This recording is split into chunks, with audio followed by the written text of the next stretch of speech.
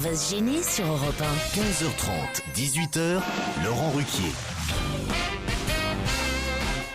Bonjour, bienvenue sur Europe 1. J'espère que vous avez passé un bon week-end. Nous sommes de retour ce lundi avec Christine Bravo, Stevie Boulet, Fabrice Eboué, Titoff, Philippe Alfonsi et Jérémy Michalak.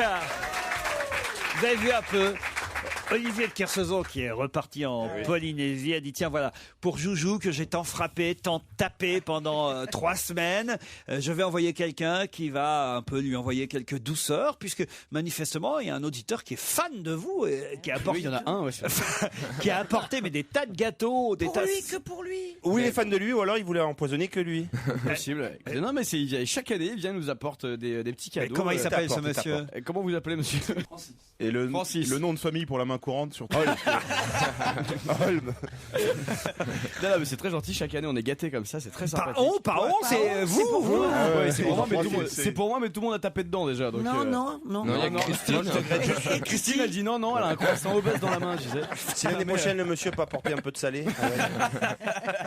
Non, c'est vrai, Stevie, comment vous expliquez ça que Joujou ait des admirateurs comme ça? Joujou il est super sexy et en plus il fait très jeune. Enfin bref. Ça c'est très gênant. Ça c'est très gênant pour tout le monde.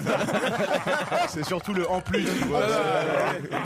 Mathurin m'écrit, cher Laurent, c'est quoi ce bordel? Ça fait 1 semaine et toujours rien sur le badminton. Ben non mais j'ai parlé du badminton pendant le championnat du monde qui avait lieu à Paris, mais ça y est, c'est fini, je vais pas en parler toutes les semaines, faut quand même le dire. Si ça vous intéresse, il y a le championnat du monde de hockey sur gazon, ça voit à peu près le...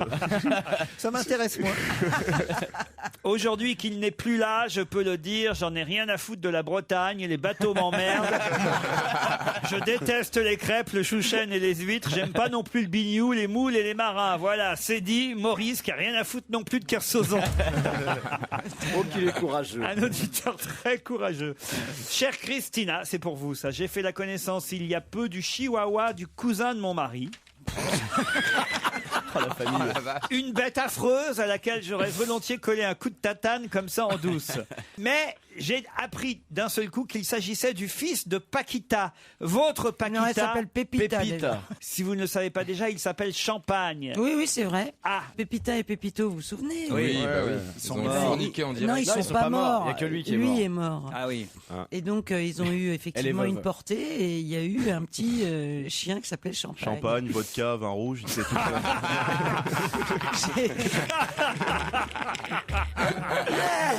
C'est pas une portée, c'est un minibar.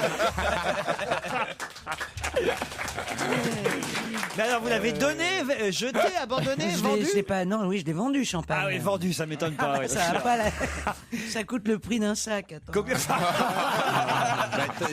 vous un l'avez sac directement. Combien vous l'avez vendu? Oh, c'est pas cher, hein, on m'a 1500 €. Il est bien traité, en tout cas, Champagne. Et comme je vous aime bien, je vous promets de réfréner mes envies de morte sur ce sale petit rat qui vient me baver dessus quand je vais chez le cousin de mon mari. Eh ben, je l'embrasse, le cousin du mari. J'ai assisté à votre émission pour la première fois vendredi, m'écrit Julien, et il est au téléphone. Bonjour Julien. Bonjour à tous, bonjour Laurent. Vous avez trouvé ça génial de venir dans le studio ici à Europe 1. L'ambiance était sympa, dites-vous. Mais alors, qu'avez-vous remarqué d'amusant ou d'étonnant en nous observant de plus près? Puisque c'est vrai que tous les auditeurs ne peuvent pas nous voir comme le voient les 500 personnes qui sont ici. 500 t'exagères, 450 à vue de nez. Qui rient dans le studio. Qu'avez-vous remarqué alors, Julien? Déjà, je vais parler de vous parce que les auditeurs ne parlent jamais de vous. Donc, j'ai remarqué qu'à chaque fois qu'il y a un truc qui vous faisait marrer, vous reculez de 3 mètres. Ouais. De votre place. Ah ouais. C'est vrai. C'est vrai, hein. Et il bat des coudes aussi. Ah, j'ai eu peur. Il s'est jamais envolé en plus. Mais j'ai une chaise roulante, alors j'en profite. Voyez. Non, en fait, ouais, pourquoi je recule? Je vais vous dire, c'est pour pas que mon rire, qui est assez fort, évidemment, soit trop important dans le micro. Donc je m'éloigne du micro. Voilà la raison. C'est calculé, nous on croyait que c'était spontané. etc. Non, mais c'est professionnel. Je suis déçu. C'est pas vrai, il le fait au restaurant aussi. Au restaurant, c'est parce que vous avez mauvaise haleine, c'est différent. Et comme vous riez en même temps que moi, c'est dur à supporter. Quoi d'autre alors? Fabrice qui était pas très en forme.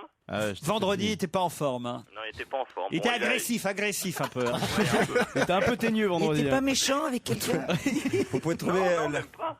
Bah avec Pierre des fois, si un petit peu, mais... Et Titoff, rien sur Titoff? Bah si, Titoff, il passe son temps à manger des madeleines. Attends, il y a encore. Je sais pas si j'ai le droit de le dire, mais il arrête pas de faire des signes à la régie, au public derrière lui, dont moi, quoi. Donc, Ah bon, il vous a dragué? Il vous a dragué? Mais non, il voulait savoir si on allait bien, il fait des signes de plongeur, le pouce en avant et tout. Et Alfonsi, qu'est-ce que t'en as pensé? Alfonsi était déjà mort à l'époque. Bon, on vous remercie pour ce témoignage. Julien, vous nous écoutez tous les jours? Oui, en podcast, donc j'ai cru comprendre que ça rentrait pas dans les sondages, c'est bête, quoi. Bah, continuez à nous écouter, même sur podcast. On vous embrasse et on vous remercie, D'accord. Julien. Merci.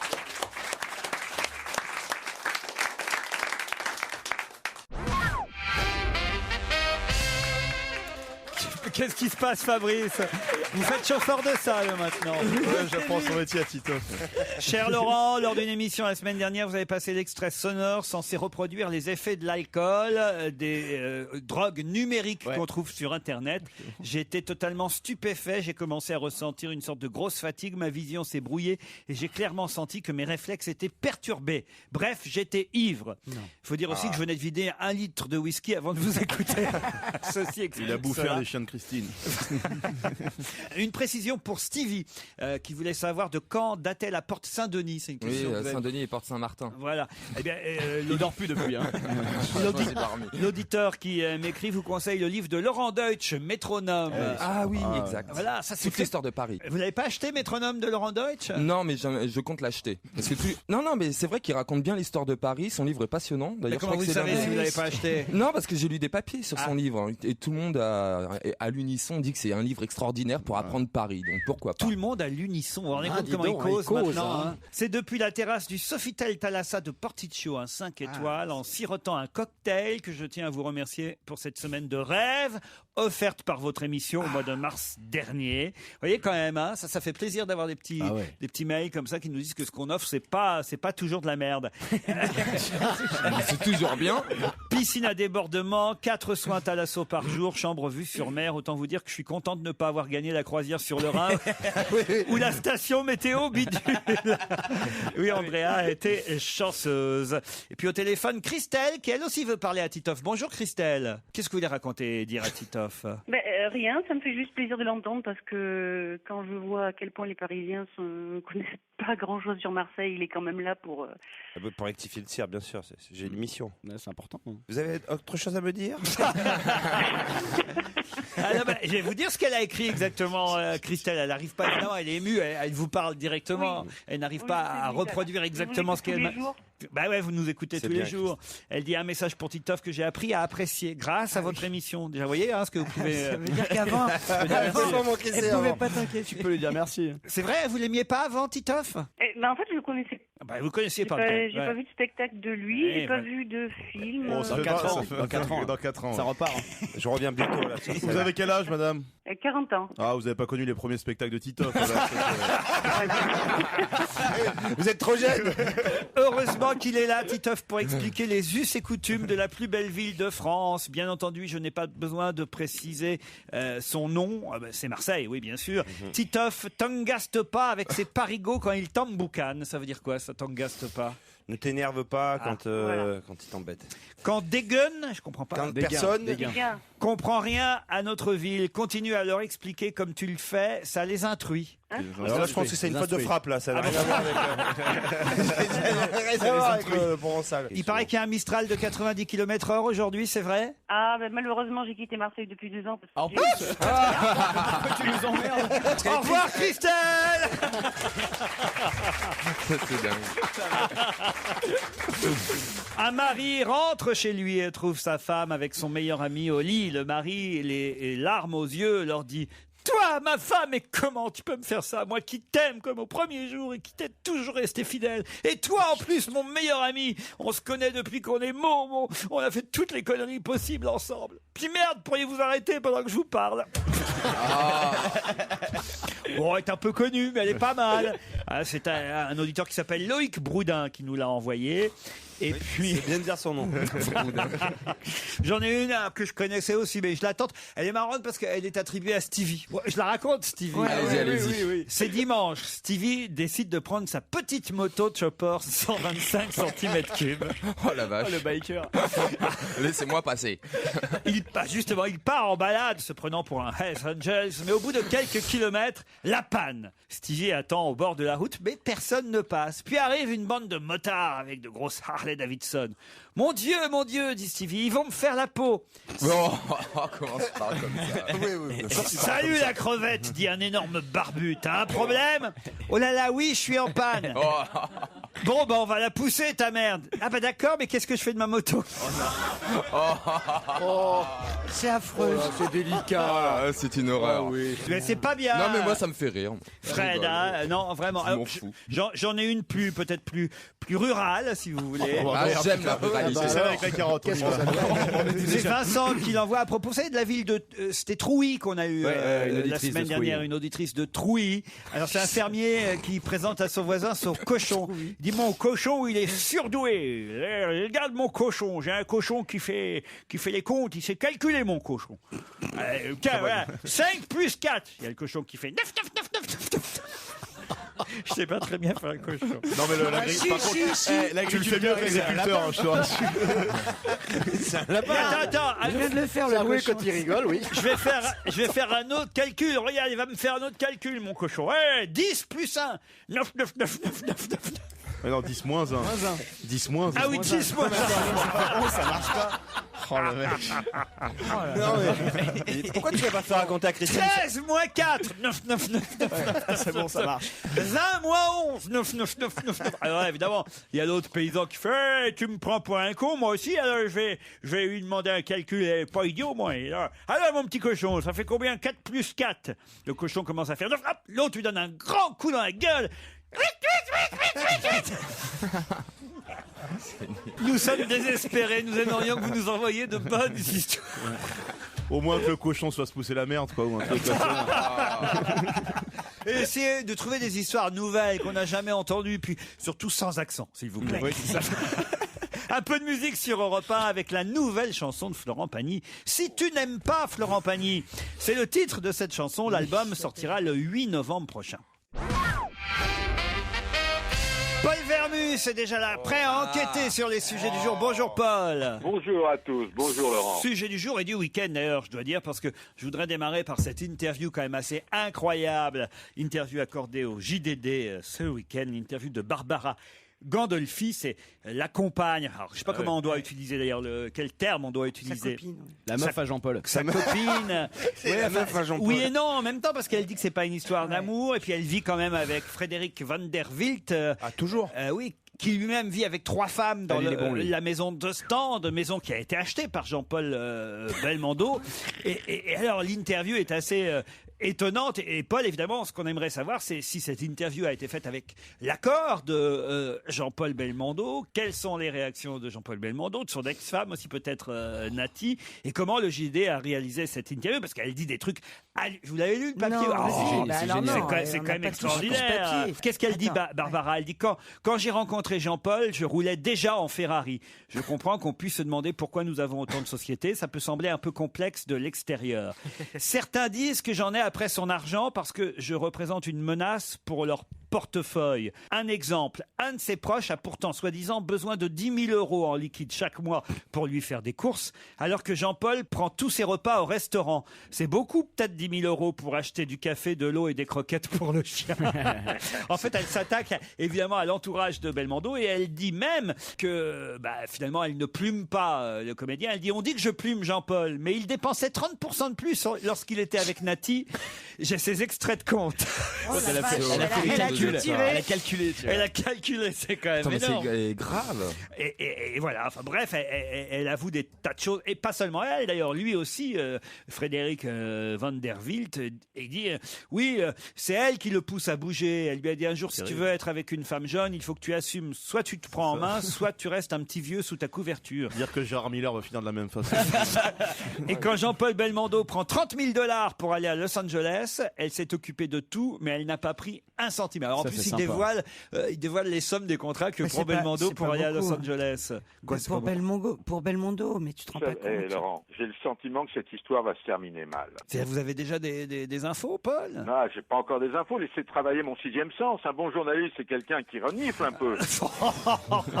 Bah, moi, j'aimerais que plutôt que votre sixième sens, vous ayez des infos d'ici à la fin de l'émission et que vous nous disiez si cette interview a suscité quelques réactions dans l'entourage de Jean-Paul Belmondo, et à moins, et ce serait ça, alors une autre information, à moins que Jean-Paul Belmondo ait donné son aval pour que cette interview soit réalisée par JDD. J'imagine qu'en interrogeant vous-même la journaliste Christelle Détadéo, vous en saurez plus. Paul, je peux vous donner un petit tuyau, c'est elle qui a fait. Merci de me faire gagner du temps. Bah oui, tant qu'à faire, autant appeler le journaliste. Pourquoi on l'appelle pas nous-mêmes? Parce que sinon, on vole le boulot de Paul Vermus. Oui, Non, mais je vous fais gagner du temps en réalité. J'ai le sens de la synthèse, je vais oublier. Oui, c'est un peu comme l'histoire des croquettes, là, j'ai l'impression. Alors, il y a aussi la grotte de Lascaux ce week-end, visitée par Nicolas Sarkozy et Carla. On a pu voir sur les photos que Carla portait une superbe Charlotte, contrairement au président de la République. On nous dit dans le journal Parisien aujourd'hui que les hommes ne portaient pas de Charlotte, pas la Charlotte obligatoire. Ils avaient les chaussons de protection et la combinaison stérile. Monsieur Coppens, le président de la République, Frédéric Mitterrand, mais pas de Charlotte. Alors, est-ce que c'est pour les photos que le président n'a pas voulu mettre de Charlotte, ou est-ce que c'est une tradition que les hommes n'en portent pas dans la grotte? Ça, j'aimerais bien savoir, Paul. Oui, très bien. Moi, c'est ce que j'ai vu à la télé hier, c'est qu'il y avait un des vieux monsieur qui a découvert la grotte en question et il disait à l'époque, en rentrant, on s'était pas essuyé les pieds. Moi, je savais même pas qu'en fait, tout ce que la grotte que les gens visitaient depuis des années, en fait, c'était une fausse. C'était une fausse grotte. Et moi, j'ai découvert ce matin que j'avais pas visité la vraie, en fait. Bah, exactement. Il y a quand même des personnes Il y a qui plein de sont... choses comme ça. Non, mais Pas tant que ça. Et alors, je sais pas pourquoi, il paraît qu'ils mettent en chantier une deuxième copie. Oui, exactement. Ouais, pour qu'il y ait encore plus de pigeons qui visitent Voilà, une fausse grotte. c'est ça. Non, c'est quand même incroyable, ça. C'est idiot de faire visiter un truc qui n'est pas le vrai. Bah oui, il faudrait faire pareil avec la Tour Eiffel, par exemple. Il faut dire aussi que le président de la République a commis une petite erreur en sortant. encore Vous l'avez vu, Paul? Oui, j'ai vu, il s'est trompé de quelques milliers d'années quand même. Eh ben voilà, il est sorti, il a dit « Je suis bouleversé » et il a évoqué le brave néandertalien qui avait parfaitement compris qu'ici c'était plus tempéré qu'ailleurs, qu'il devait y avoir du gibier, qu'il faisait beau. Et évidemment, il s'agit des hommes de Cro-Magnon et pas de Néandertal qui sont... Alors franchement, voilà, ça sert à quoi de passer 1 heure dans une grotte à écouter des spécialistes pour ressortir et retenir que c'était Néandertal et pas Cro-Magnon? Il a pu envoyer des textos pendant qu'il visitait ou pas? On n'est pas à 10 000 ans près quand même. C'est vrai. Alors celui qui a eu le droit aussi de visiter la vraie grotte de Lascaux, on en a parlé la semaine dernière, un des 4 garçons, qui n'est plus aujourd'hui un garçon, il a 70 ans, mais qui a découvert la grotte. Il y avait son interview dans le Parisien un samedi, il s'appelle Monsieur Aniel, c'est un des 2 survivants, ils sont 2 sur 4 à vivre encore aujourd'hui. Alors on est allé l'interroger, ils expliquent comment à l'époque, c'est quand même assez incroyable la découverte de la grotte. C'est leur chien. C'est leur chien Robot qui a trouvé l'entrée de la galerie. Ouais, Robot. Nous étions très excités à l'idée qu'il s'agissait peut-être d'un souterrain menant au château du village. Nous avons décidé d'explorer ce boyau équipé de lampes et de pioches. On est tombé rapidement sur les premières peintures préhistoriques. On descendait avec nos casse-croûtes. On a l'impression du Club des 5. On passait la journée dans la grotte. Au départ, on voulait garder tout ça secret. On n'avait pas vraiment réalisé l'importance de la découverte. Mais c'est la mère de Marcel qui a fini par râler parce qu'il rentrait tard le soir. Alors il lui a tout raconté. Au début, elle l'a pas cru. C'est incroyable, quand même. Et l'instit aussi, ils l'ont dit à Voilà. l'instit. Le 16 septembre, les jeunes gens préviennent Léon Laval, leur ancien instituteur, qui visite à son tour la grotte. Le lendemain, tout le pays était au courant et ça a commencé à défiler. C'était infernal. Les gens se bousculaient pour voir la grotte. Et il a été en juillet fait officier des arts et des lettres, ce monsieur. Laval? Non, pas Laval. Monsieur Georges Aniel, un de ceux donc qui a découvert cette grotte. Voilà, 70 Mais ans. normalement, Laurent, lorsqu'on découvre un trésor, vous savez qu'on a le droit à une part du trésor. Bah, pas lui, apparemment, parce que je dis qu'il avait 70 ans. En fait, il doit en avoir 85, puisque c'était il y a 70 ans et il avait 15 ans. Donc, il doit avoir 85 ans aujourd'hui, ce monsieur. Et c'est drôle d'ailleurs, parce que c'est pas lui qui se plaint, mais c'est sa femme. Madeleine, son épouse, dit « La découverte de cette grotte lui a en tout cas pas rapporté un centime. » C'est toujours les femmes qui râlent. Ça lui a pas rapporté un centime à mon mec. C'est normal, écoutez, franchement. Ouais. Non, mais c'est vrai, lorsque vous trouvez les pêcheurs sous-marins qui recherchent des trésors, les trésors des corsaires, on en a trouvé de très beaux, ben ils ont le droit à une partie du trésor. Mais là, on va pas te donner un bout de grotte. Les droits en mer et les droits en terre, c'est pas la même chose. Mais qu'est-ce que tu veux qu'on te donne de cette grotte? Tout ce que tu trouves en mer t'appartient. Sur la terre, non, c'est au pays. Vous savez tout, vous, hein, c'est bien ça. Paul, vous pouvez vérifier ça? Ouais. Oui, je vais vérifier. Tu pouvais même ne vérifier que ça, même. Je vais vérifier, bien sûr que je vais vérifier. Dernière enquête, on se dépêche, c'est sur Monsieur Fillon, enfin pas sur le Premier ministre directement, mais sur un de ses collaborateurs qui aurait démissionné, ou été démissionné, ça c'est à vous de nous le dire Paul, après avoir été mis à pied par le Premier ministre pour conduite en état d'ébriété. Ce serait quand même le chef de cabinet adjoint du Premier ministre, hein, c'est pas n'importe qui quand même. Il a été contrôlé en état d'ébriété dans le 5e arrondissement de Paris, où il réside. Monsieur Dufeigneux, c'est son nom, s'est montré trop énervé et insultant vis-à-vis de la police. Voilà, suite à un contrôle d'alcoolémie. Alors là, on veut en savoir plus, Paul. Là, je vous dirai tout. Est-ce que ça mérite pour autant qu'il soit viré de Matignon et du cabinet du ministre? Écoutez, quand on est énarque, on est préfet, faut donner l'exemple. Hein. Moi, j'ai habité longtemps le 5e arrondissement, je suis copain avec le commissariat juste à côté. C'est tout pour aujourd'hui, les commandes? Oui, oui, non, un sandwich, une bière et on se retrouve avant 17h30.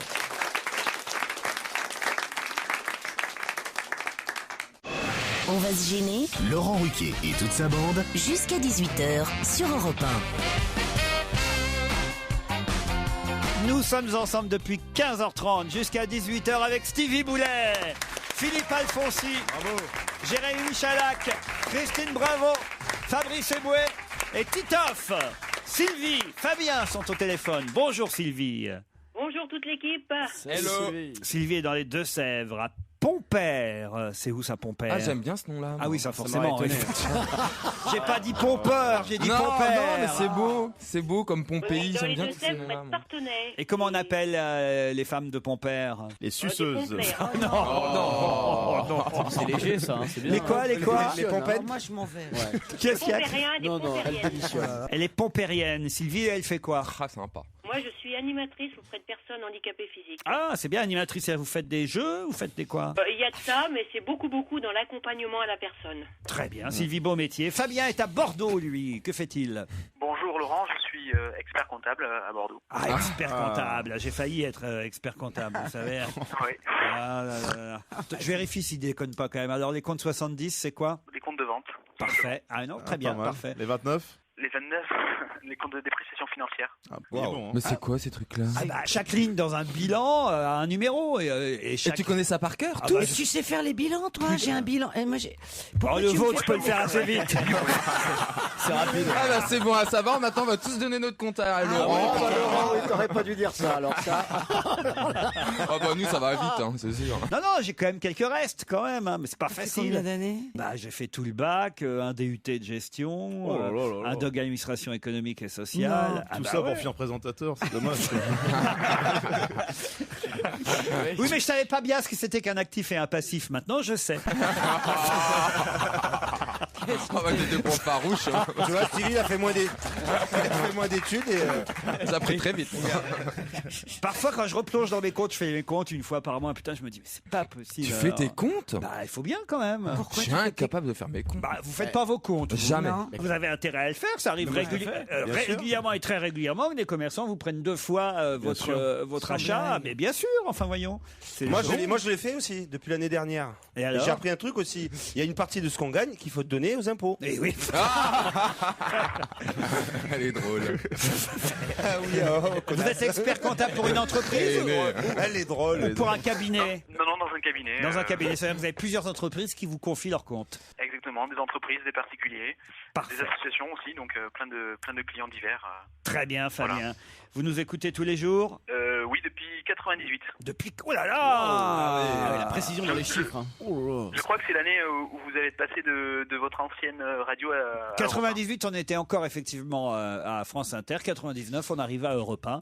Vous savez tout, Fabien. Quelle année? C'est quoi les 99? C'est quel compte? 99. Quel compte, les comptes 99? Il n'y a aucun compte en 99. Je t'ai bien eu, hein. Pourquoi? Voici la question, Sylvie et Fabien, qui vont peut-être vous emmener à nouvelle destination dans l'émission. Le château de Rochecotte, ancienne demeure du prince de Talleyrand et de la duchesse de Dino. Cholet, donc. Le château de Rochecotte se situe à Saint-Patrice, près de Langeais, dans le Val-de-Loire, au cœur des châteaux de la Loire, c'est joli par là, et au cœur des vignobles de Bourgueil. Château de la fin du XIIIe siècle, c'est d'une grande beauté. Vous dormirez. Eh oui, vous dormirez dans une des 35 chambres spacieuses du château. Vous profiterez de ses jardins à la française, de ses terrasses à l'italienne, de la piscine extérieure chauffée à 28 degrés et du parc boisé de 20 hectares. Au pays de Rabelais, nous vous souhaitons un long week-end grâce à Europe 1, Sylvie ou Fabien, à une condition. Que vous répondiez à cette question. Je vais vous donner le nom d'une artiste new-yorkaise. Elle s'appelle Ena Swansea. Ena Swansea est végétarienne.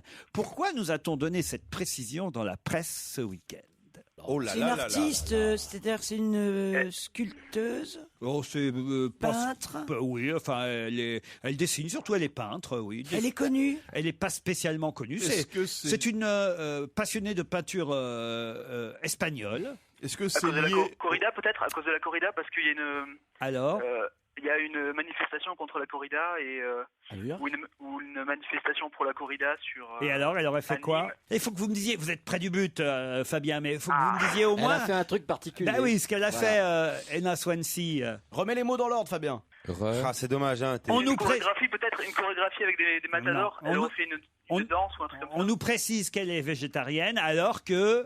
Elle a mangé de la viande. Non, elle a mangé de la vache. non, elle n'a pas mangé de la vache. Elle est venue piquer la réponse. Hein. Elle a mangé le torador? Non. Elle était dans l'arène. Non, enfin, à un moment donné, elle a été dans l'arène, forcément, mais. Elle est passée à poil. Avec Elle a découpé le taureau. Non. Tu découpes pas le Elle est taureau passée dans l'arène, elle a traversé l'arène. Non, pas au moment de la corrida. Elle a décoré en fait le sable des arènes d'une fresque éphémère. Ouais, plus que Bonne parfait. réponse de Fabien. Il a eu chaud, hein, Fabien.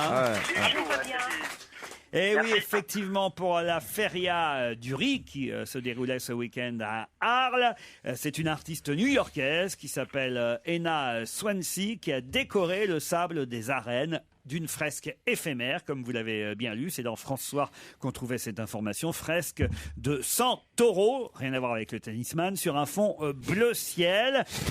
Et alors, ce qui est étonnant, évidemment, c'est que cette peintre américaine est acceptée alors qu'elle est végétarienne et qu'elle n'a jamais vu de corrida de sa vie. Ça, c'est quand même fou, non? Bah, vous allez partir au château de Rochecotte, Fabien. Merci Laurent. Est-ce qu'il est possible d'avoir la musique un petit peu? Non. Pour plaisir. Non, faut pas déconner, vous avez été trop lent. Ouais. Fallait aller plus vite. Il y a eu des manifestants anti-corrida encore ce week-end. Alors, vous êtes pro ou anti-corrida, vous, Alphonse? Moi, je suis plutôt pro-corrida, mais vraiment, je trouve que le débat autour de tout ça, à côté de tout ce qui se passe dans le monde, c'est un peu ridicule, quand même, vraiment. Hein, voilà. Il y a une tradition, c'est comme ça. C'est vrai que c'est violent, d'accord, oui, c'est violent. Bah, on peut jouer sans tuer. Il y a plein de choses. Tous les arguments pour ou contre sont ridicules. On vous dit c'est la tradition et alors, bon, on vous dit oui, mais alors, on sauve, en continuant avec la corrida, on sauve la race des taureaux de combat, qui sinon n'existerait plus. Bon, mais c'est pas des arguments tout ça, c'est simplement une tradition. C'est complètement des gens qui adorent, et pas n'importe quel barbare. Hein. Hemingway adorait la corrida, c'était pas un barbare, c'était pas un fou. Bon, je veux dire, et puis il y a des gens qui sont très bien, qui n'aiment pas la corrida. Chacun peut avoir son. Ceux qui n'aiment pas la corrida n'y vont pas, et puis voilà. Et pour les phoques, t'es pour ou pas de les tuer? Pardon? Les bébés phoques, t'es pour qu'on les tue ou pas? Oui, voilà, tu vois, voilà exactement. C'est joli, le débat. C'est vrai que les paysans qui tuent les cochons à coups de bâton, c'est. Qui égorgent un poulet. Surtout quand ils sont bons mathématiciens, c'est dégueulasse. Bravo Fabien, vous gagnez un week-end au château de Rochecotte. Vous en saurez plus sur l'endroit que vous visiterez sur le site internet châteauderochecotte.fr.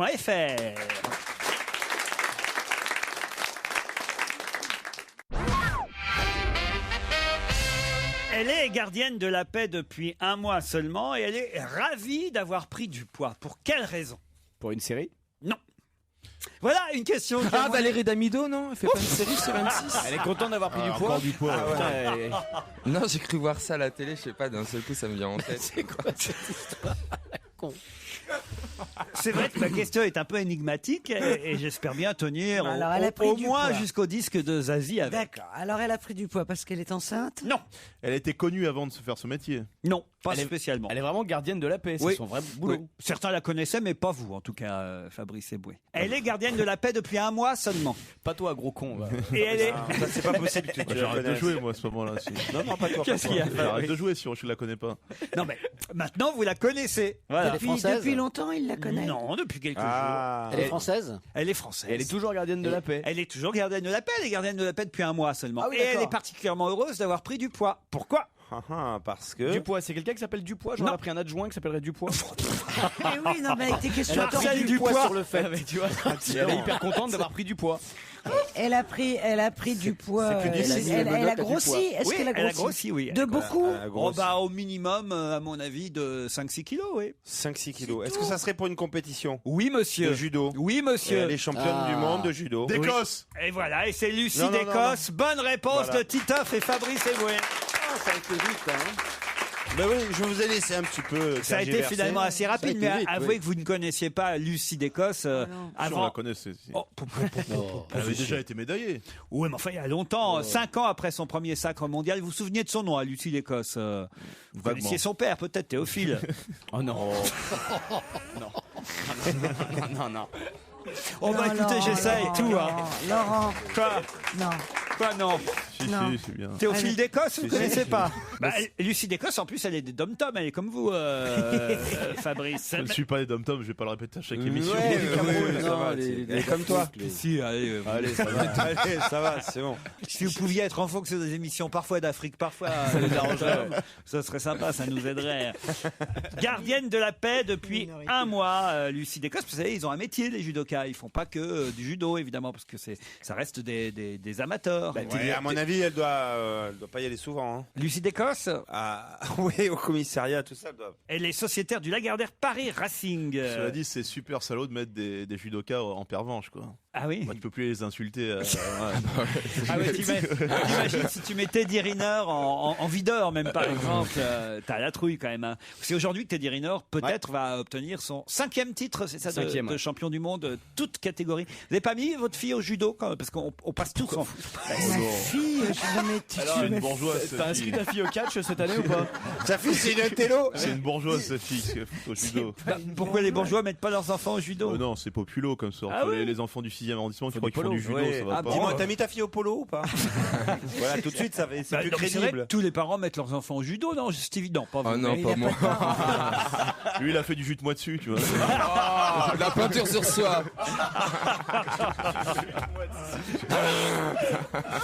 Bon, j'espère que vous vous préparez pour l'Olympia. Lundi prochain, nous y serons en direct à l'Olympia avec Télé 7 jours à l'occasion de la sortie des coffrets mythiques de l'Olympia. Les concerts les plus célèbres de Jacques Brel, Daniel Balavoine, Eddie Mitchell, Claude François réunis en un seul coffret, une collection inédite. Tintin. Ah bah oui, quand même, ça va être super. Mais d'autant qu'on aura des chanteurs qui seront là sur notre plateau en direct, en live à l'Olympia. Venez nombreux à partir de 14h, boulevard des Capucines. L'entrée est libre dans la limite des places disponibles. Et outre Féfé, Michael Gregorio, Et Jacques Brel, à Zazie. quelle heure Jacques Brel, Jacques Brel, c'est Michael qui pourra nous faire Jacques Brel, mais Zézé.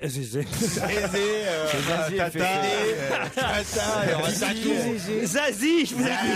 Il nous a fait une petite génialité. Zazie, Féfé. J'ai connu Zazie, j'ai Faut dire connu même, il faut qu'il y ait avoir des noms et des prénoms aussi.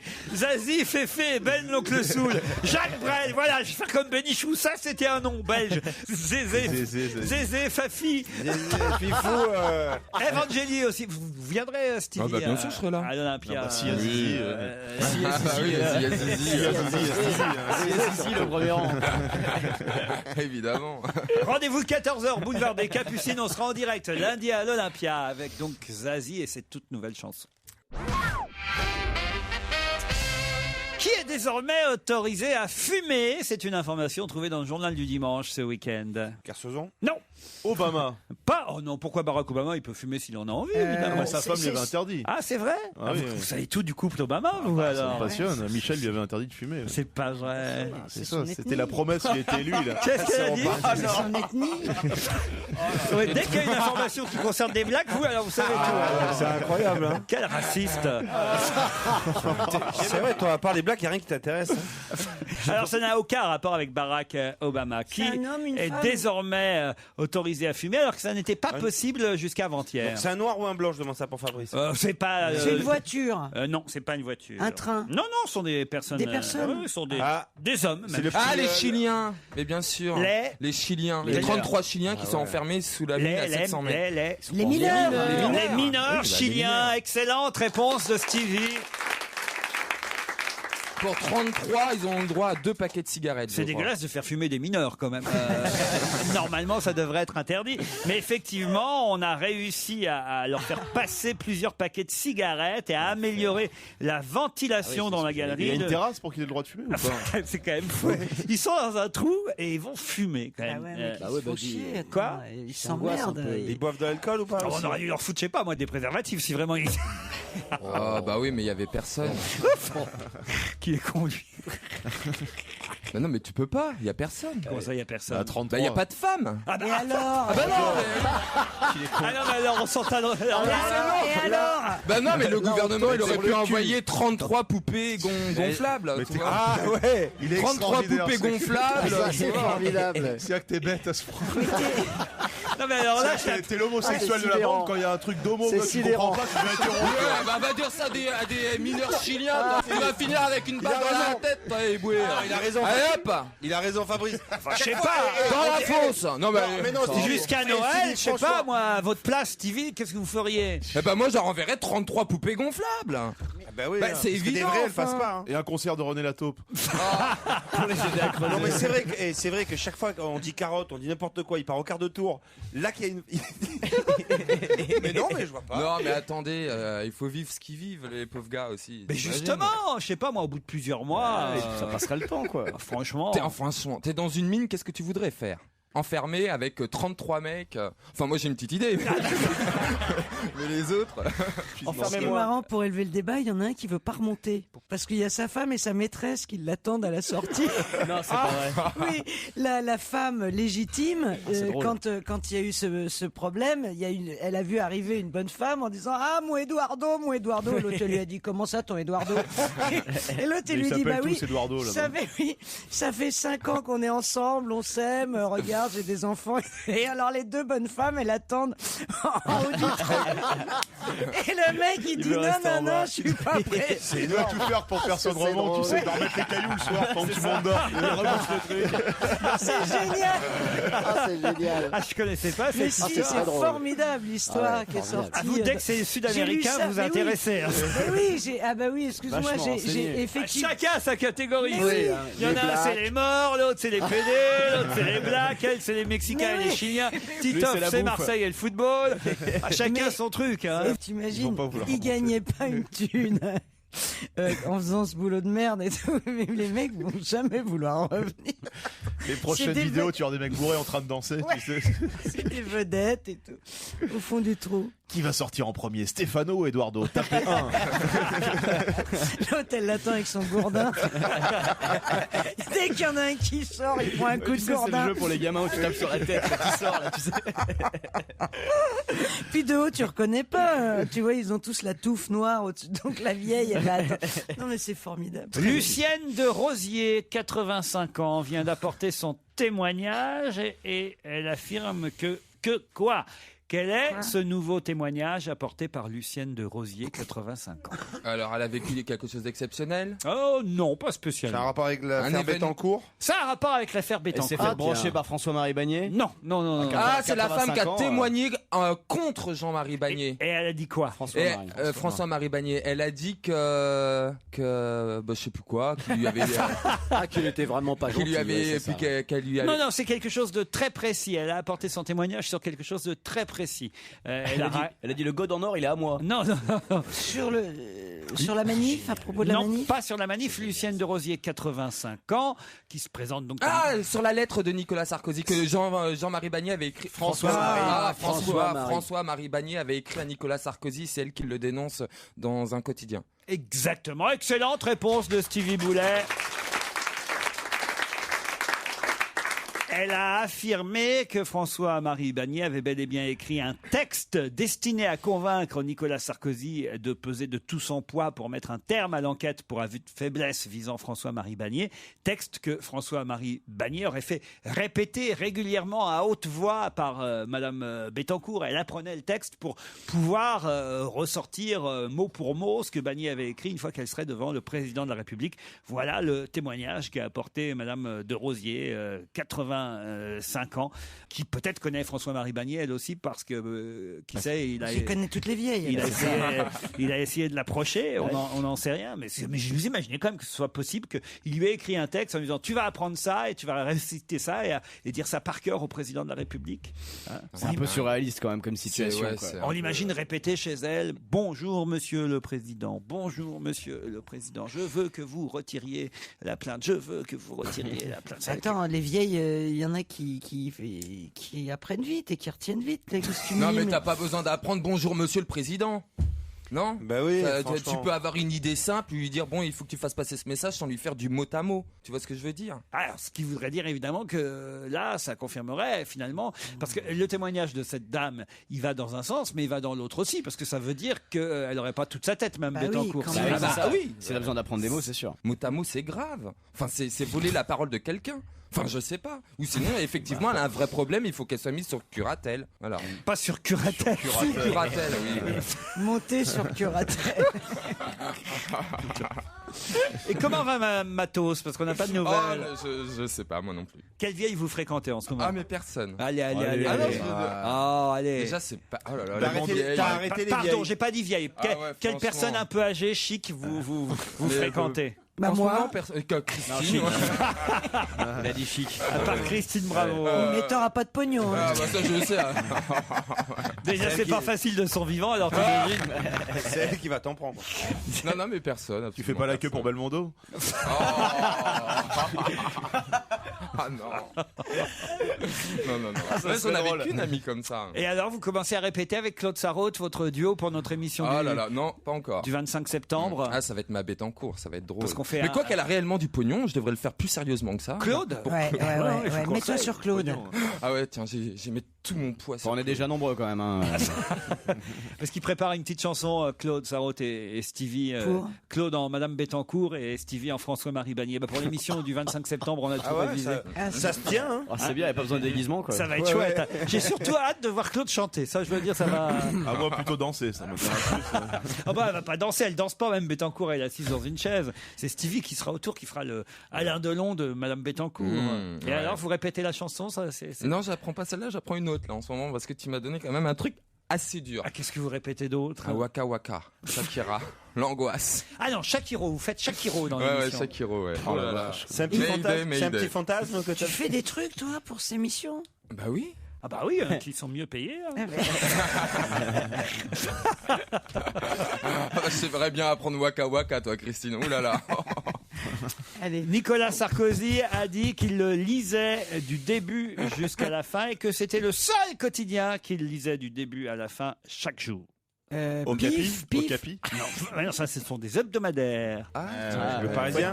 Si, c'est un truc. 20 minutes? C'est ce qu'il a confié jeudi aux adolescents qu'il rencontrait. Ah voilà, c'est un journal pour adolescents. Non, et qu'il préparait devant lui leur revue de presse. C'est Le Monde, forcément. Non, il a dit c'est un très bon journal. Le Figaro. Non, certains ne lisent qu'une ou deux rubriques. Pas moi, je le lis chaque jour de la première à la dernière page. Alors la tribune. L'équipe, le journal L'équipe. Bonne réponse de Titoff.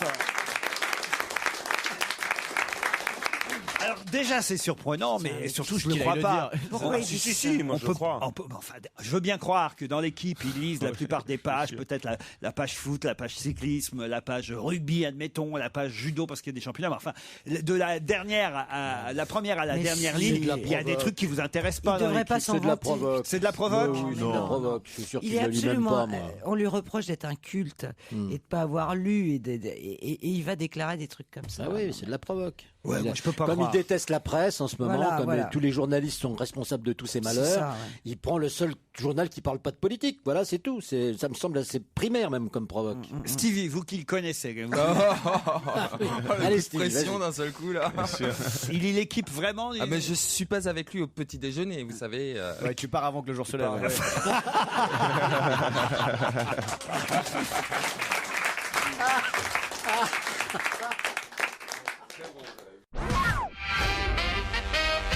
Qui a déclaré « Sarkozy n'est pas Hitler, ni même un faux Hitler, il est davantage Michel Drucker qu'Hitler ». Lynn Renault. Non. Pourquoi Lynn Renault? La pauvre. Pourquoi c'est gentil. il dirait ça Enfin non, c'est méchant. Ah ben non, c'est plutôt gentil. Effectivement, certains journaux vont parfois un peu loin dans, on va dire, l'anti-sarkozysme primaire. Et justement, c'est quelqu'un qui a dit Sarkozy n'est pas Hitler, ni même un faux Hitler. Il est davantage Michel Drucker qu'Hitler. Bon, c'est quelqu'un de gentil, qu'il aime bien, proche. Gentil, qu'il aime bien proche. Non, on peut pas dire tout ça. C'est quelqu'un du gouvernement? Non. C'est quelqu'un qui fait de la politique? Non. Un artiste? C'est un artiste. Un artiste. Catherine Deneuve. Non. Pourquoi Catherine Deneuve? Parce qu'elle est dans Tootsie ou je sais pas quoi là. Dans Tootsie? Et alors? Non, elle fait pas un Tootsie. truc. Potiche. Ah, Potiche. Ah, j'essaie de décrypter le Stevie Boulet, c'est pas toujours facile. C'est pas ça, c'est qu'il devrait ranger de temps en temps. Il y a un bordel dans sa tête, c'est n'importe quoi. Et la comédie musicale rwandaise, Tutsi. Tutsi, c'est un truc, c'est une ethnie au Rwanda. Je sais pas comment tu vas chercher ça dans ta Mais tête. non, il y a une comédie musicale. Pas une comédie musicale, un film avec Dustin Hoffman. voilà. Il était au concert de Hutu aussi la semaine dernière. Bon alors dites, qui a dit ça à propos du C'est une président star de la République? française ou pas? C'est une vedette française. Pas une star, donc. De droite? Plutôt de droite, oui. Michel Sardou? Non, pas Alain Michel. Delon? Non. Évidemment, il y a un petit piège dans ma question et je suis fier d'avoir trouvé cette question. Yannick Noah? Non, Claude Chabrol? Claude Chabrol qui a dit ça. Moi. Bravo Jérémy Michalak, il est malin ce joujou. Ah, il est malin. C'était Claude Chabrol qui avait déclaré Sarkozy n'est pas Hitler ni même un faux Hitler qui atterrit sur une botte de paille. Il est davantage Michel Drucker. On a été légèrement imprudent en les lisant, mais en France, on a toujours le sentiment qu'on peut à un moment opposer un refus brutal. Pour l'instant, il distrait les soirées d'hiver. C'est une déclaration qu'avait faite Chabrol en décembre 2007. Et c'est Mais vrai comment se fait-il que vous ayez dit qu'il était un peu de droite? Il a jamais été de droite, Claude Chabrol. plutôt à droite pas quand du même. tout. Ah si. Mais pas du tout. Ah si. Mais pas Mais du tous tout. les gens, quand ils vieillissent, Mais pas du tout, mais enfin. ils penchent à droite. Ça veut dire quoi, dans 20 ans, tu votes Front National, quoi. Ah non, Non, mais il était un peu réac, il était sera quand même politique. plutôt réac de droite, Pas du Claude tout. Chabrol. Ah non, mais attendez, vous avez vu beaucoup de ces films là ou quoi? Enfin, tous ces films sont la critique de la bourgeoisie. Enquêtez, vous verrez. Ah mais j'enquête. Pas besoin d'enquêter. Rien. Il était pas du centre, il me semble. Claude Chabrol. Bah, en tout cas, il était manifestement un réalisateur apprécié des critiques. Les hommages depuis hier. Vous saviez qui c'était? Bah oui, Claude Chabrol, évidemment. 2-3 films de Claude Chabrol, Stevie, qu'on voit un petit peu. Des films. Oh là là. Pas des chansons, forcément. Ouais. Non, mais je pense qu'en fin de compte, c'est pour ça que Sarkozy lui a rendu un bel hommage. Parce que normalement, il envoie toujours un communiqué. Là, il a pris la parole, il lui a rendu hommage. Je pense que c'est parce qu'il avait dû apprécier la petite remarque qu'il lui avait faite, comme quoi c'était pas Hitler. Quoi. Bien sûr, ouais. Je pense que c'est juste un renvoi d'ascenseur, non? Oui, je suis assez surpris. D'ailleurs, il y a dans le journal gratuit Métro un petit sondage qui fait. Alors, je sais pas je pensais sur les internautes comment ils réalisent leur sondage dans Métro, mais quel est le film de Claude Chabrol qui vous a le plus marqué?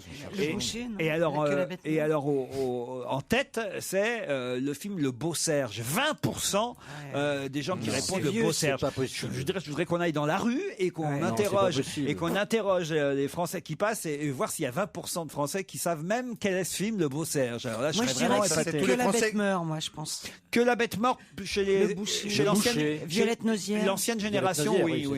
Mais je dirais plutôt dans les plus récents, Le Poulet au vinaigre, par exemple, parce que voilà, c'est un peu plus connu. Mais enfin, Le Beau Serge, à part Madame Bovary, oui, c'est des gens qui ont vu des résumés hier à la télé, Exactement. qui ont vu. C'est parce qu'on a dit que c'était son premier film. Sa filmographie, et puis c'est voilà. si bête que ça. En tout cas, il y a des phrases marrantes. Dans François, ils ont ressorti quelques-unes de ses pensées publiées au Cherche Midi éditeur. Il y a par exemple celle-ci. Nous sommes dans une société où les pizzas arrivent plus vite que la police. Ce qui est une phrase d'un mec totalement de gauche, Philippe Alfonsi. J'en ai assez d'être aimé pour moi-même, j'aimerais être aimé pour mon argent. Ça aussi, c'est bien une déclaration de gauche. Non, mais enfin bon. Non, c'est un mec de gauche qui avait un humour de droite, quoi, voilà, en fait. Les pauvres sont tous des cons, là, j'ai encore ça. Là.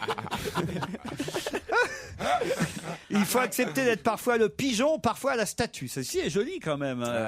C'est des jolies phrases. Vous, quel film vous a le plus marqué, Christine? Que la bête meurt. Ah oui. Vraiment. Et aussi. Moi aussi, ça m'a marqué Que la bête meurt. C'est avec Jean-Yann et Michel Duchossois. C'est terrible. C'est ce type qui est dans. Ça, à chaque fois. Quand je suis en voiture, j'y pense encore quand je traverse dans un village. C'est dingue. Ça nous a marqué. Ça a marqué notre génération. Faut expliquer à Stevie. C'est un homme qui cherche l'assassin de son fils. De sa bête. Son fils qui a été tué par une voiture. C'est la première scène du film quasiment. C'est Jean-Yann qui est au volant d'une voiture, qui traverse trop vite un village et qui tue et qui renverse un gamin ou une gamine. Je sais plus si c'est un garçon ou une fille. Et après, le père va évidemment rechercher quel est cet automobiliste. Il va s'en faire son ami et petit à petit, il va monter tout un stratagème. Ne raconte pas la fin. Non, quand même, ça va, c'est un film qui a 40 ans. Je peux quand même. Mais si vous n'avez pas vu ce film-là de Chabrol, pour moi, effectivement, c'est un des meilleurs. Que la bête meurt. Et Duchossois et Jean-Yann sont exceptionnels.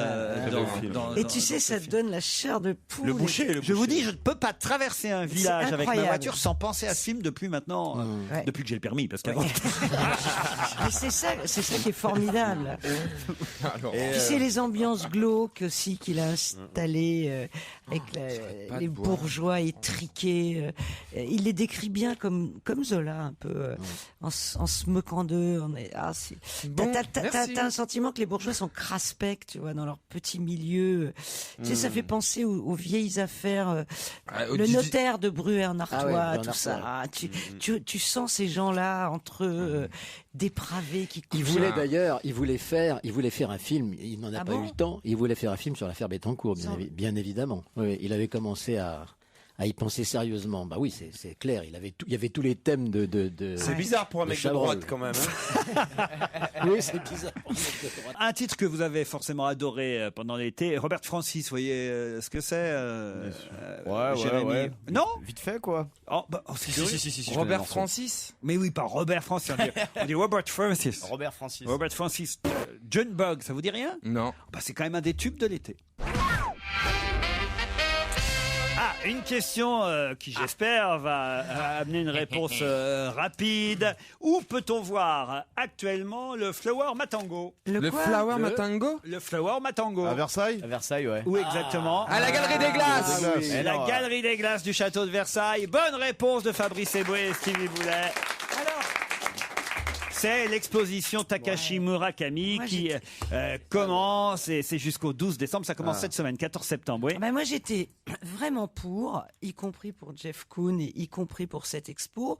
Je trouve ça magnifique, mais je dois dire qu'hier, j'ai écouté les arguments des gens qui étaient contre. Qui pétitionnent contre. Voilà, et notamment, j'ai écouté aux infos régionales.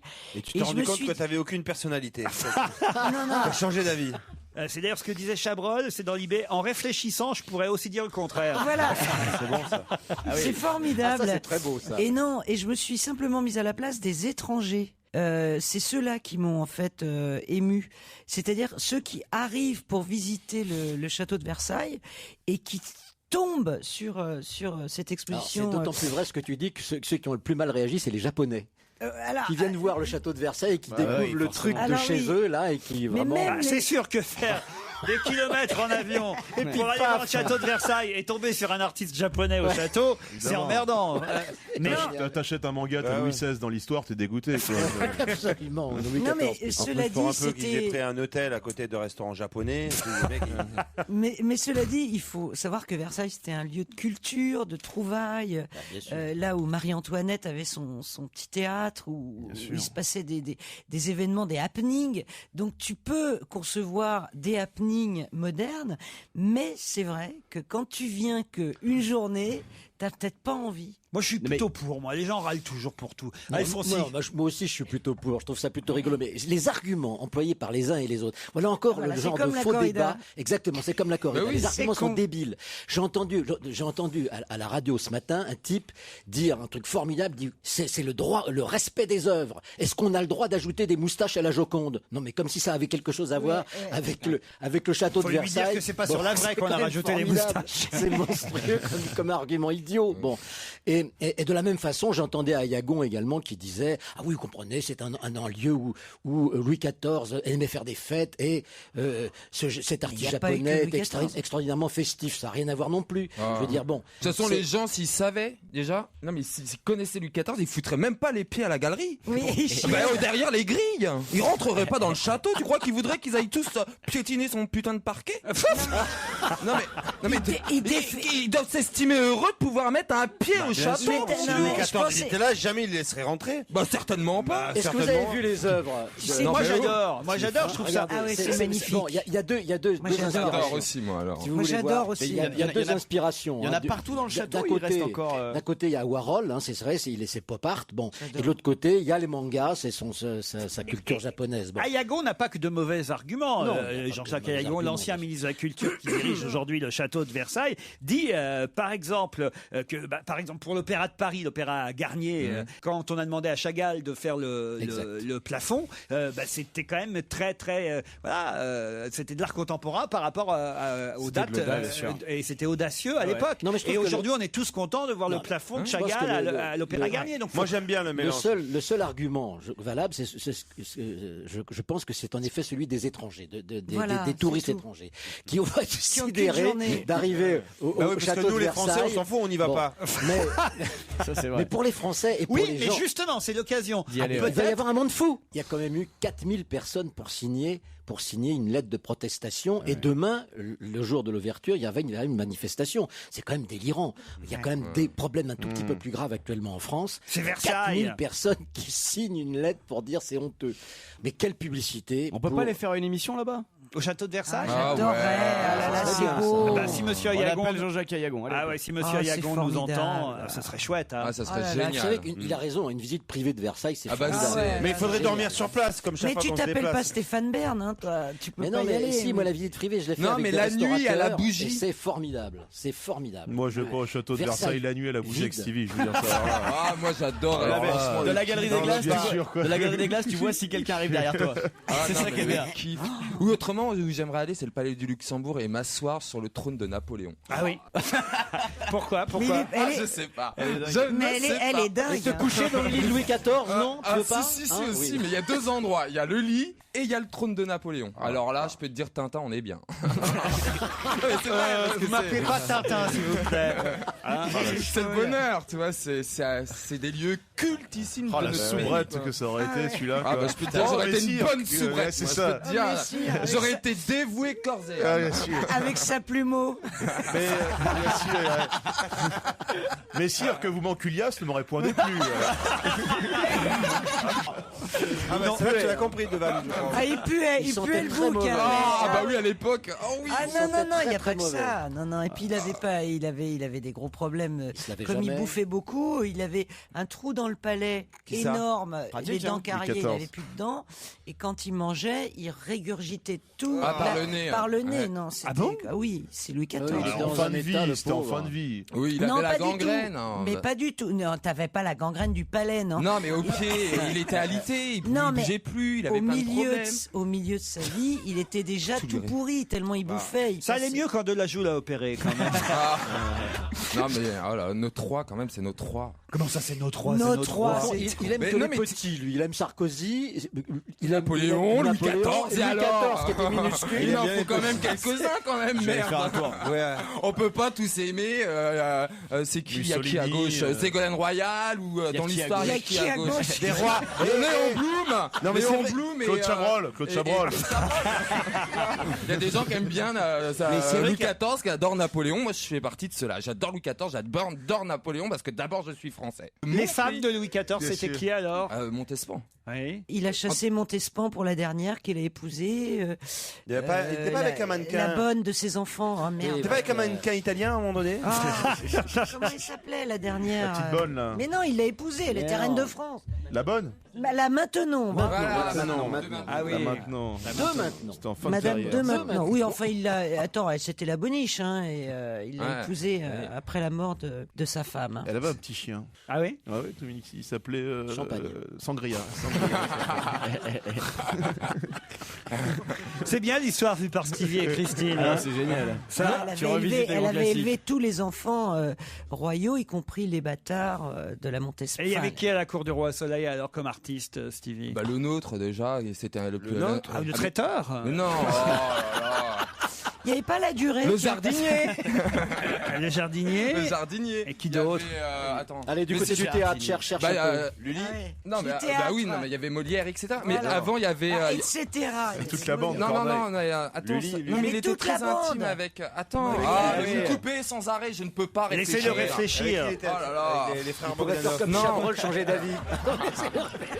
Ça m'arrête pas. Le nain Joujou, il y avait. Non, c'était bien avant ça. Non mais il y avait un Non, très c'était beau après. livre, un gros pavé sur C'est Louis après. XIV qui est super bien, qui Il y en a raconte plein. toute sa vie. Oui, il y en a plein, mais je me rappelle plus. Non, mais c'est Bonne idée ça. Je sais pas qui a eu l'idée de faire le livre sur Louis XIV, mais c'est pas mal. Hein. Mais il y avait qui à la cour alors? Alors à la cour, il y avait déjà il y avait ces deux ombres. Enfin le premier qui était Mazarin, je crois le premier, et puis le second c'était Richelieu. Richelieu, c'est Louis XIII plutôt. Non. Et Mazarin, c'est au tout début de Louis XIV, vous avez raison. Mazarin C'est au tout début, Mazarin. Je crois que c'était l'inverse. Je croyais que c'était bah, toi qui es Richelieu pas et sûr de Mazarin ça. et non pas Mazarin et Richelieu. Benoît XVI, il arrive quand à ce moment-là? On Non, corrige, faut se corriger. Il va falloir réviser. Hein, Encore Stevie. et encore. Ah ouais, ça va pas ça. On va t'acheter le CNED là pour l'été prochain. Le CNED. Le quoi? Les cours par correspondance. C'est quoi ça? Le CNED ça s'appelle les cours par correspondance que vous faites pendant l'été. Bah oui, mais enfin vous dites ça comme si tout le monde savait. C'est hyper Oh, connu. ouais. On connaît ça. Non mais c'est con, c'était une super vanne, mais personne connaît. Mais tout le monde connaît le CNED. Bah C'est non, hyper je connu. connaissais pas le CNED. Bah, Centre National d'Éducation à Distance, un truc comme ça, vous connaissez Ah pas ouais, l'éducation à distance, oui, ça me va, ça tient. Bah elle est loin, l'éducation. Le CNED. Elle n'a pas encore fait le chemin. On espère même qu'elle va arriver juste après 17h.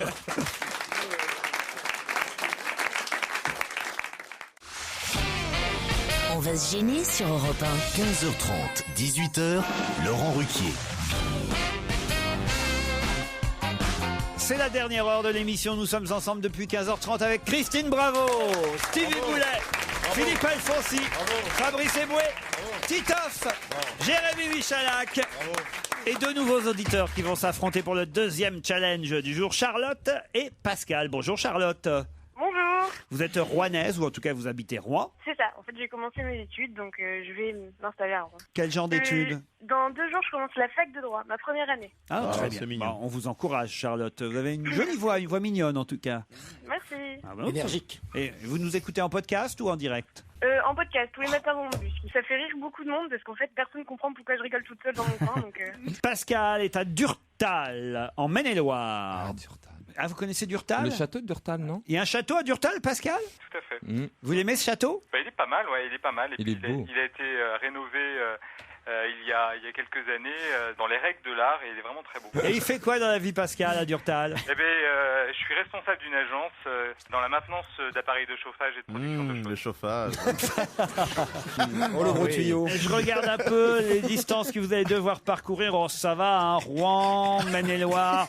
Je vous propose d'aller jusqu'à Dinard, au Ah Grand ouais. Hôtel Barrière. L'unique hôtel 5 étoiles de Bretagne va vous accueillir. Du monde. Situé face à la mer et au rempart de Saint-Malo, tout près du centre-ville, le Grand est beau. Hôtel Barrière de Il est beau. Dinard va vous accueillir 2 nuits si vous gagnez évidemment à la question qui vient. Vous êtes prêts, Charlotte, C'est là Pascal? qu'il a rencontré sa meuf. Vous avez rencontré votre Au meuf Grand Hôtel de Dinard. au ouais. Grand Hôtel Ah ouais de Dinard, mais il y a que des vieux d'habitude là-bas. Ah ouais, c'est comme ça que je l'ai repéré. C'est la fois où elle avait vomi, là, tout ça. Tu vois. Ah ouais. Vous avez couché ensemble dès le premier soir? Non, pas dès le premier soir. Elle pouvait Je suis pas pas être un peu garçon- malade. Je suis pas un garçon facile. Par contre, comment ça s'est fait? Comment ça s'est la rencontre? Elle a- Raconte-nous, c'était Elle n'a comment? pas voulu. Vous avez dîné au restaurant le Blue Bee face à l'océan? Non, ça j'ai pas eu la chance chance d'aller au Blue Beef face à Tu l'océan. as fait le McDo en face du parking? Ouais, on a fait un kebab sur la Grand Place. Parce qu'il y a Bruno Vitrac, le chef là-bas, qui vous fera découvrir, Charlotte ou Pascal, une cuisine créative autour des produits régionaux. Bon allez, assez parlé de dinars. Voici la question qui va vous départager l'un et l'autre, Charlotte et Pascal. Dans quel cas le sablage est-il désormais interdit? Alors attends, c'est messieurs, dames. Non. Quand il neige? Quand il neige, non. Vous avez 10 secondes d'avance sur mes camarades. En Aveyron? Non.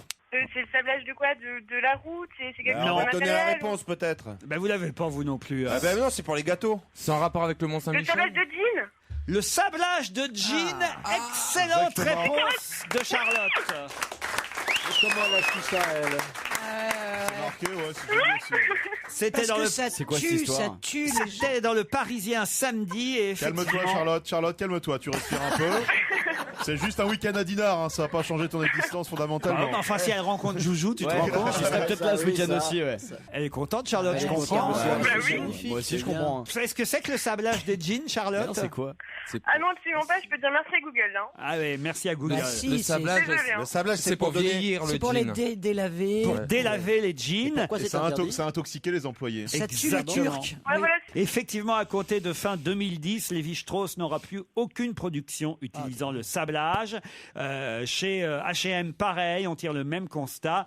En effet, malgré les contrôles qu'ils ont réalisés chez leurs fournisseurs dans le monde, ils ont noté que le sablage était réalisé sans protection, ni gants, ni masque, ni aération, et qu'il y avait eu évidemment beaucoup de morts parmi les ouvriers qui pratiquaient ce sablage. Turquie. Le jean délavé, oui, mais sauf que il paraît que c'est la meilleure façon de. Comment ils vont faire? Ouais. C'est en Turquie, ça? Pas seulement en Turquie, entre autres en Turquie, mais c'est valable aussi en Chine, au Pakistan, au Cambodge, en Égypte ou en Inde, où sont sablés les jeans. Et effectivement, les gens veulent un jean vieilli. Voilà, un jean qui aurait l'aspect d'avoir été utilisé. Mais le problème, voilà, c'est que ça coûte. Les gens du tiers-monde ont qu'à le porter neuf, et une fois qu'ils l'ont abîmé, ils nous le renvoient. quoi. C'est ce que faisaient les lords anglais avec C'est quand même génial, c'est vrai que d'habitude c'est le contraire. On donne nos vieux vêtements aux pauvres, là les pauvres porteraient les habits neufs et nous les donneraient ensuite. Voilà. Ce serait génial. Magnifique, ça, on va jusqu'au bout là. Stevie, vous aimez porter les jeans Ouais, mais jamais, regarde, ils sont toujours bruts. Ah, bruts. Ouais, bruts. Et à quel moment tu fais un short serré pour mettre avec non, les maintenant, je Timberland? porte que ces jeans-là parce qu'en plus, c'est du coton biologique. Vos jeans n'ont tué personne. Voilà. Et voilà. Et le coton, s'il vient pas, certainement pas de Turkménistan ou d'Ouzbékistan, voilà. Parce que c'est du mauvais coton. Non, Tu vérifies la provenance du coton de ton Bah, jean. non, mais tu sais quoi, je me bats pour savoir d'où vient le coton C'est de. normal. Les mecs, ils lui répondent n'importe quoi dans la boutique. Mais non, mais ils peuvent pas te répondre. Il y a personne ne sait. Il y a aucune traçabilité du coton. Traçabilité. C'est un gros problème. La traçabilité du coton. Il veut savoir si le. Demande à l'oncle Fabrice. Moi, j'en parlais à ma fille ce matin avant de venir à J'ai l'émission. pas envie d'être responsable de la disparition de la mer d'Aral, donc je ne veux pas de coton ouzbek ou de Turkménistan. La mer de qui? La merde La d'Aram. mer d'Aral. Bon, bref, Il c'est pas a grave. compris la merde d'arabe. C'est des jeans qui sont faits à base de merde d'arabe. Pendant le ramadan uniquement parce qu'ils ont une alimentation particulière, donc c'est là où. Ça change la couleur du délavage. Enfin bon, bref. Et vous avez des jeans avec le sexe qui se tend, ça marche ou pas? Ça, c'est de l'humour de comptable. Ah, les murs de comptable, c'est bon ça. Je crois qu'il a trouvé un truc, Joujou. hein. C'est mal au ventre. Joujou, allez, Elle est toujours là, Charlotte? Oui, toujours. Bon ben, écoutez, vous partez pour Dinard. Avec qui vous partez? C'est une très bonne question. Je pense que je vais l'offrir à mes parents. Je pense que ça serait mieux. Ben, ils vont être contents dans les villas Belle Époque du Grand Hôtel Barrière de Dinard. Vous qui connaissez tout le groupe Barrière. Non, on n'a pas été à Dinard. C'est vrai? On est allé soit à La Baule, soit à Deauville. Ah bah alors. Bah oui, je sais pas. Je connais pas Dinard. Oh, l'enfant défavorisé. Vraiment. L'art de vivre à la française, la grande piscine intérieure, le hammam, le sauna, tout ça, vous apprécierez, j'en suis sûr. Charlotte, on vous embrasse. Désolé, Pascal. Pas de soucis, ce sera pour une prochaine, Laurent. Bravo, on vous remercie quand même.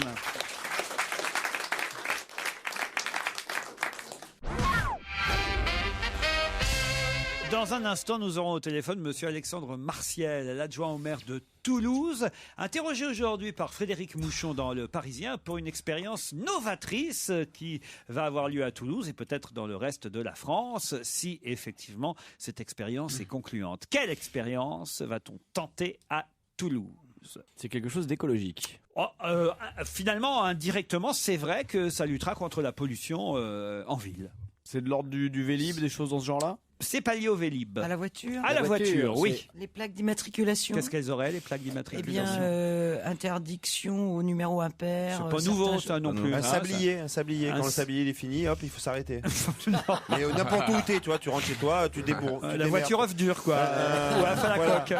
Un coupe-contact, en fait. Tu as le droit de rouler avec ta voiture 2 heures. Tu te débrouilles. Des parkings à l'extérieur de Toulouse? Alors, non, pas à l'extérieur de Toulouse. Des parkings gratuits. Non. En hauteur? C'est quelque chose. Des parkings à l'américaine en hauteur. Non, c'est quelque chose qui existe déjà. C'est vrai qu'on fait pas ça en France. Non, c'est très con, d'ailleurs. Ça, ce serait pas mal, les parkings à l'américaine où on se gare les voitures les unes par-dessus les autres. Bien sûr. Pourquoi c'est quelque chose qui existe déjà ailleurs dans le monde ou pas? Non, ça sera une première à Toulouse. Première mondiale. Bon Dieu. En fait, il y a des dodanes partout. Ils mettent des dodanes partout. Faut dire que c'est ça fait un peu mal au cœur. Aujourd'hui qu'on a présenté à Toulouse cette première mondiale à l'occasion du congrès international sur le RFID. Là, je vous aide. C'est les puces, les RFID, c'est les trucs de Bonaldi. Là. Les quoi? Bonaldi, toutes les semaines, je sais. Ça y est, je sais. Dis-le, crache-le. Je sais, mais je le garde dans ma tête. Tu as un appareil dans ta poche qui te dit où il y a des places de parking ou des places libres. Et l'appareil. C'est un iPhone. En l'occurrence, c'est votre iPhone. Bonne réponse de Christine Bravo. C'est génial. Monsieur Martial, bonjour. Bonjour. Alors, c'est un système proposé par la société Liberta. Elle a conçu ce dispositif pour plusieurs villes, Paris, Nice, Nantes, manifestement Toulouse aussi, et même Los Angeles. Et si j'ai bien compris, ce sont des sondes qui sont installées dans le sol et qui permettent de repérer en temps réel si une place de stationnement est disponible ou pas, c'est ça? Absolument, j'ai plus rien à dire. Bon. J'ai tout dit. Au revoir. C'est aussi simple que ça. Mais ça marche bien? Écoutez, c'est un expérimentation. J'ai vu cette idée il y a 6 petites années. J'étais assez surpris qu'il n'existe pas de système de ce style, tout simplement sur un support média classique qui permette en temps réel de savoir si vous aviez ou pas des places de stationnement disponibles. Et j'ai trouvé des partenaires